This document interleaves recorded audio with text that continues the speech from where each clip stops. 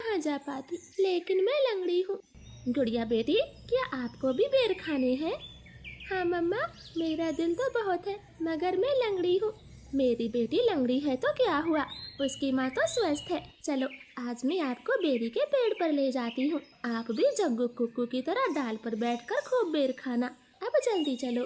फिर एक टोकरी में गुड़िया को बिठाकर मम्मा चिड़िया भी घर से बाहर चली जाती है। खट्टा मीठा बेर है, दिल कर रहा है इसकी गुठली भी खा जाऊं। नहीं जग्गू, गुठली नहीं खाना, बेर बहुत है, तुम बेर को ही खाओ। मैं तो कुछ बेर अपने घर भी लेकर जाऊंगा। कोको दोस्त, वो देखें, आपकी मम्मा भी इसी तरफ आ रही है, शायद उन्हें भी खट्टे मीठे बेर खाने होंगे। फिर मम्मा चिड़िया गुड़िया के साथ पेड़ पर बैठ जाती है। गुड़िया तो कई महीनों के बाद घर से बाहर आई थी, वो बहुत खुश होती है। यहाँ कितना अच्छा लगता है, खुला आसमान, चारों तरफ पेड़ पौधे और ताजी ताजी हवा। लो गुड़िया बहन, ये बेर खाओ, ये और भी मजेदार है।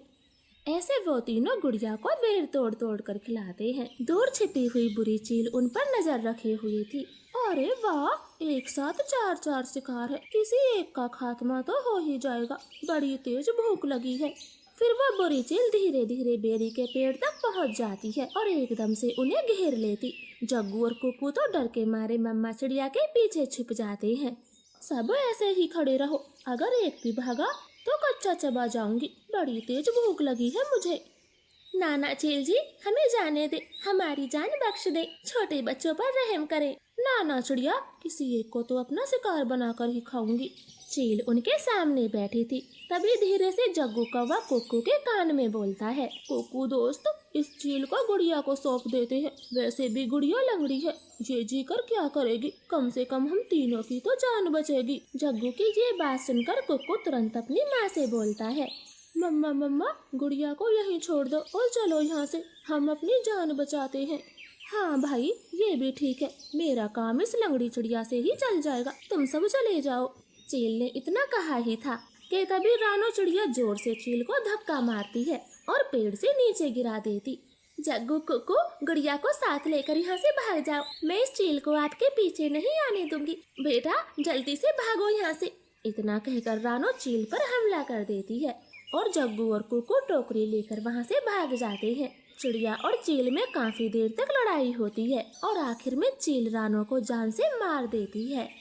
मर गई, छोटी चिड़िया मर गई, मुझसे लड़ने चली थी, अब तेरा मांस में मजे से खाऊंगी। कुक्कू भाई, मम्मा अभी तक घर नहीं आई। मम्मा को चील ने मार दिया है, वरना वो अब तक आ जाती, क्या जरूरत थी मम्मा को वहाँ ले जाने की। भाई, अगर हम वहाँ ना होते तो वो बुरी चील आपको खा जाती, आप ऐसा क्यों बोलते हो?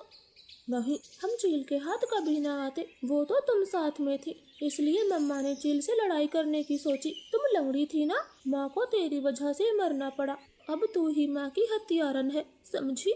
ऐसे कुक्कू तो गुड़िया को ही दोषी ठहराता है। अब गुड़िया का ध्यान रखने वाला कोई नहीं था। कुक्कू सारे सारे दिन बाहर घूमता फिरता, वो लंगड़ी बहन का बिल्कुल भी ख्याल नहीं रखता, चाहे वो भूखी हो या फिर प्यासी हो। भाई, सुबह से रात हो गई है, आप मेरे लिए कुछ खाने को नहीं लाए? जंगल में भोजन की कमी हो गई है, अपना पेट भरना ही बड़ा मुश्किल है, ऐसे में तेरे लिए दाना कहाँ से लाता? ऐसा बोलकर कुक्कू तो सो जाता है। गुड़िया को पूरी रात नींद नहीं आती, क्योंकि वो तो कई दिनों से भूखी थी। मम्मा मम्मा, अगर आज आप जिंदा होती तो मेरा कितना ख्याल रखती, अब तो मुझे भी भूखा सोना पड़ता है, मैं